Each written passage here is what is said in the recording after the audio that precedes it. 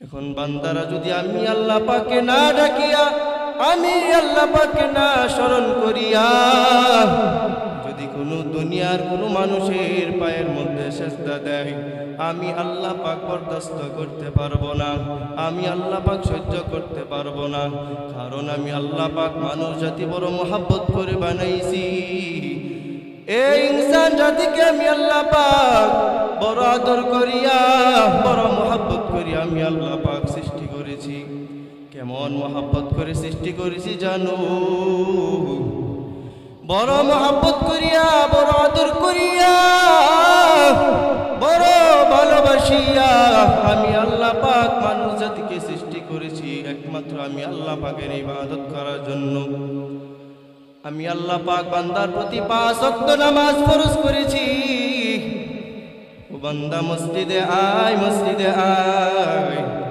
মুয়াজ্জিন যখন মসজিদের মাইকে আজান দেয়, আল্লাহু আকবার, আল্লাহু আকবার, আল্লাহু আকবার, আল্লাহু আকবার। আল্লাহ পাক সবচাইতে বড়,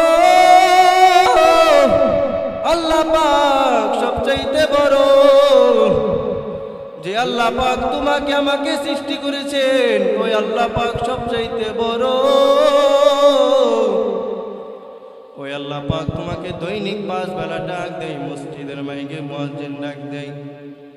বান্দা যখন নিজের কাজ কাম ফেলাইয়া, নিজের ব্যস্ততা ফেলাইয়া যখন আল্লাহ পাকের ডাকে সাড়া দিবে, আল্লাহ পাকের ডাকে সাড়া দিবে, তখন আল্লাহ পাক এই 5 ওয়াক্ত নামাজ যেই ব্যক্তি পরিপূর্ণভাবে সহি শুদ্ধভাবে আদায় করবে, আল্লাহ পাক তার জন্য আল্লাহ পাক সমস্ত জান্নাতের দরজা খুলে রাখবেন। বলেন সুবহানাল্লাহ।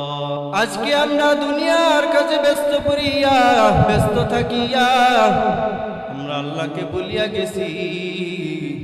আমরা আল্লাহ পাককে চিনি না, আল্লাহ পাকের পয়গম্বরকে চিনি না, আমার আল্লাহ পাকের কালিমা পড়তে জানি না, আল্লাহ পাকের হুকুম আমরা মানতে পারি না। দুনিয়ার কাজে ব্যস্ত থাকিয়া, দুনিয়া টাকার পিছনে, বাড়ির পিছনে, গাড়ির পিছনে পড়িয়া, নারীর পিছনে পড়িয়া আজ তুমি আমার মাওলাকে ভুলিয়া গেছো।